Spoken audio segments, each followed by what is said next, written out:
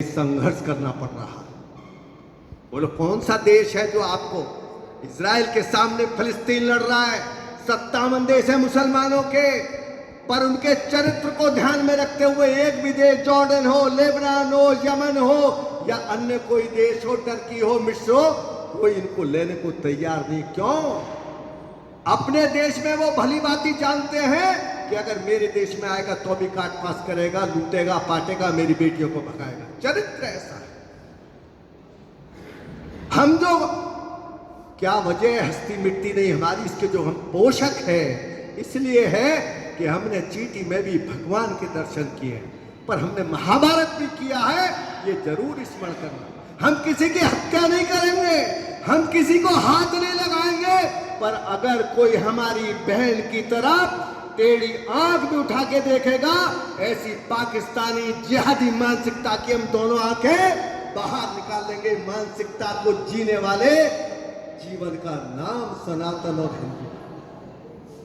मेरे किसी देवता के हाथ में कोई खाली हाथ हो तो बताओ। शास्त्र अध्ययन के लिए है, पर रक्षा के लिए सभी हमारे अवतरित महापुरुषों ने अपने अपने हाथों में शस्त्र लिए। शस्त्र काय के लिए? दिखाने के लिए क्या? उनकी कोई पिक्चर बनानी है क्या?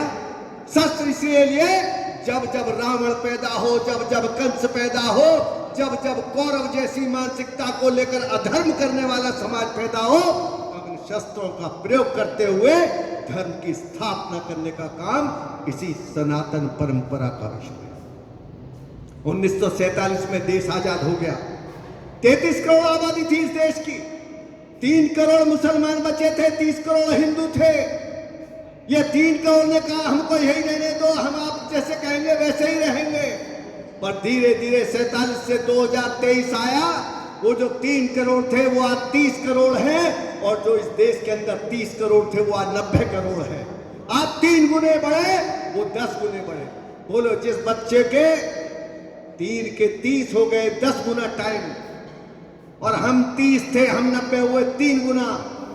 अगर यही लाला की ब्याज अब फिर 2 बीबी, 3 बीबी और 14 बच्चे, 12 बच्चे करने वाली पद्धति अगर लगातार 30 साल रही, तो ये जो आज 30 करोड़ है, अगले 15-20 साल में इस गुड़गांव में, इस पलवल में, इस सोना में, इस रोहतक में कोई हिंदू का ना बेटी सुरक्षित, ना बेटा सुरक्षित, ना मकान सुरक्षित। मैं डरा नहीं रहा हूं, मैं जगाने आया हूं। जगाने इसलिए आया हूं, आज जगोगे तो देश बचेगा।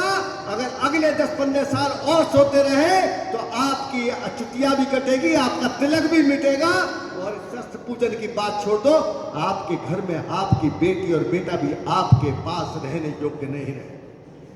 इसलिए जगाने आया हूं, इसलिए अंतरराष्ट्रीय हिंदू परिषद राष्ट्रीय बजरंग दल बना है।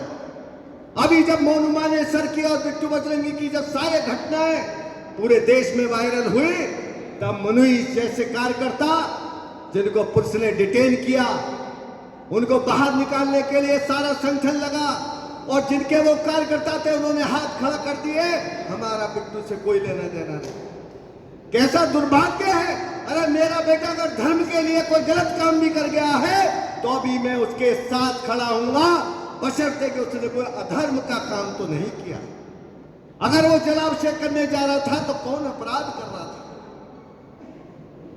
इस मानसिकता को लेकर आज देश के अंदर जो हिंदू की जो चुप्पी है, उस चुप्पी को तोड़ने की आवश्यकता के लिए बना अंतरराष्ट्रीय हिंदू परिषद राष्ट्रीय बजरंग दल। हमें चुनाव नहीं लड़ना, वोट किसी को दीजिए, हमारा इस पर कोई इच्छा है, हमारा कोई आदेश नहीं, पर जब भी वोट दीजिए, हिंदू हित की बात करेगा वही देश पर